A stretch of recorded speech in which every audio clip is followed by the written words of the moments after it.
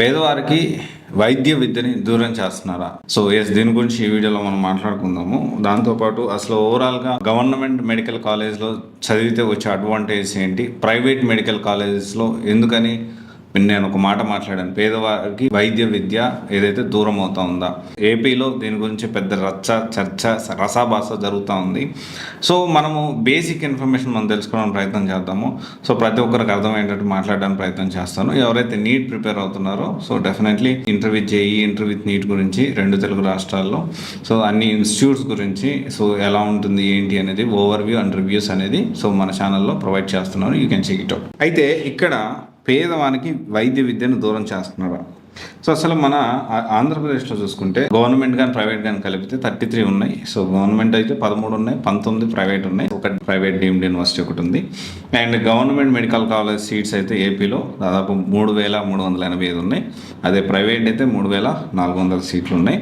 కొత్తగా 14 colleges last previous government ఏదైతే ఉందో గవర్నమెంట్ అనేది దాన్ని కొంత కన్స్ట్రక్షన్ చేయడము, ఒక 4 కాలేజ్ సో ఇప్పుడు కొత్తగా దాన్ని ఇనిషియేట్ చేయడము, ఆ తర్వాత వచ్చిన గవర్నమెంట్ పబ్లిక్ ప్రైవేట్ విధానంలో దాన్ని ప్రైవేట్ పరం చేయడానికి చేసేశారు. దానికి టెండర్లు పడడం ఏదంతా జరిగింది. అయితే ఇక్కడ మనం ప్రైవేట్ మెడికల్ కాలేజెస్ విషయం అయితే ఏదైతే ఉందో ఖచ్చితంగా ఇది ముమ్మాటికి ప్రైవేట్ పరం చేయడం అనేది పేదవారికి వైద్య విద్యని దూరం చేసినట్టే, దీంట్లో డౌట్ లేదు. సో నేను ఎవరి బయాస్ కాదు, కానీ జనరల్గా మాట్లాడుతూ ఉన్నాను నేను. ఎందుకు అంటే ఇప్పుడు ట్యూషన్ ఫీజు చూసుకోండి. ట్యూషన్ ఫీజు గవర్నమెంట్ కాలేజెస్లో 10,000 నుంచి 1,00,000 రూపాయలు ఉంటుంది. ఓకే, 10,000 నుంచి 1,00,000 రూపాయలు ట్యూషన్ ఫీజు అప్రాక్సిమేట్లీ. అదే వేరియాస్ ప్రైవేట్ కాలేజెస్లో ఏ కేటగిరీ సీట్ వచ్చినా, నేను ఏ కేటగిరీ సీట్ గురించి మాట్లాడుతూ ఉన్నా, ఏ కేటగిరీ సీట్ వస్తే 5 లక్షల నుంచి 25 లక్షల వరకు ఉంటుంది మినిమం ట్యూషన్ ఫీజు, అంటే మన కాలేజ్ ఫీజు ఇయర్కి. ఆ తర్వాత వచ్చేసి ఏంటి అంటే హాస్టల్ ఫీజు వచ్చేసి చాలా మినిమల్ ఉంటుంది గవర్నమెంట్ కాలేజ్లో. ప్రైవేట్ కాలేజ్లో చాలా హై ఉంటుంది. తర్వాత వచ్చేసి అడ్మిషన్ ప్రాసెస్ నీట్ ఉంటుంది. సో గవర్నమెంట్ కాలేజెస్ అయితే టాప్ స్కోర్ రావాలి, ప్రైవేట్ కాలేజెస్ అయితే కొంచెం తక్కువ వచ్చినా కానీ డబ్బులు కట్టి మనం జాయిన్ అయిపోవచ్చు. ఫ్యాకల్టీ విషయం కూడా చాలా హైలీ ఎక్స్పీరియన్స్ ప్రొఫెసర్స్ అనేవాళ్ళు గవర్నమెంట్ కాలేజ్లో ఉంటారు.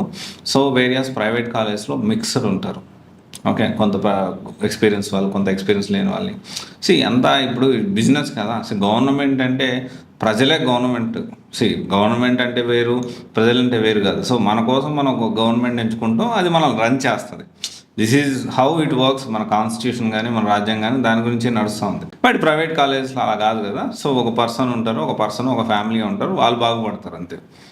ఓకే, తర్వాత వచ్చేసి ఏంటి అంటే క్లినికల్ ఎక్స్పోజర్ కూడా గవర్నమెంట్ కాలేజ్లోనే ఎక్కువ ఉంటుంది, వేరియస్ ప్రైవేట్ కాలేజ్లో కొంచెం తక్కువ ఉంటుంది. తర్వాత వచ్చేసి ఇన్ఫ్రాస్ట్రక్చర్ అయితే ప్రైవేట్ కాలేజెస్లో వెల్ ఎక్విప్డ్ అన్నీ బాగుంటాయి, గవర్నమెంట్ కాలేజ్లో కంపారిటివ్లీ కొంత తక్కువ ఉంటుంది. ఓవరాల్గా ఇండియాలో 704 నుంచి 707 వరకు కాలేజెస్ ఉంటే అందులో మెడికల్ కాలేజెస్ వచ్చేసి 386, ప్రైవేట్ కాలేజెస్ వచ్చేసి 350 నుంచి 320 వరకు ఉన్నాయి. సో ఓవరాల్గా ఆ గవర్నమెంట్ ఆ ప్రైవేట్ మెడికల్ కాలేజెస్ అయితే ఇవి. దాంతోపాటు తెలంగాణలో చూసుకుంటే 17 గవర్నమెంట్ మెడికల్ కాలేజెస్ ఉన్నాయి, 27 ప్రైవేట్ కాలేజెస్ ఉన్నాయి. తర్వాత వచ్చేసి ఏపీలో 13 గవర్నమెంట్ కాలేజెస్, ఒక 19 ప్రైవేట్ కాలేజెస్ అయితే ఉన్నాయి. సో ఓవరాల్గా ఒకటే విషయం ఏంటి అంటే ఎప్పుడైనా మీరు ఫోకస్ చేయాల్సిన ఫస్ట్ పాయింట్, ఎవరైతే నీట్ ప్రిపేర్ అవుతారో మీరు ఫస్ట్ ఎక్కువ ప్రయారిటీ అనేది ప్రైవేట్ కాలేజీల కంటే కూడా గవర్నమెంట్ మెడికల్ కాలేజెస్లో సీట్ తెచ్చుకోవడానికి ప్రయత్నం చేయండి. చాలా కొత్త కాలేజీలు వచ్చాయి. సో ఆ కొత్త కాలేజీల్లో కొంచెం కట్ ఆఫ్ అనేది తక్కువ ఉంటుంది. సో ట్రై చేయండి. సో ఎప్పుడు చాలామంది ఏం చేస్తారంటే మన స్టేట్ వరకు, మన తెలుగు ఆంధ్రప్రదేశ్ చూసుకుంటే ఆంధ్ర లేకపోతే తెలంగాణ, అట్లా కాకుండా ఓవరాల్గా నేషనల్ వైడ్ కౌన్సిలింగ్ మీద మనం ఫోకస్ చేయాల్సిన అవసరం ఉంది.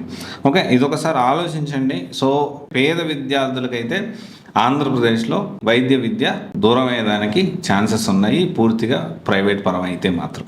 ఓకే, సో ఇది నా ఒపీనియన్ అండి. ఎందుకంటే ఇప్పుడు కాలేజ్ ఫీజు చూసినా, హాస్టల్ ఫీజు చూసినా, లేకపోతే ఇంకేదైనా ఛార్జెస్ చూసినా కానీ ఖచ్చితంగా ప్రైవేట్ కాలేజ్లో ఎక్కువ ఉంటుంది.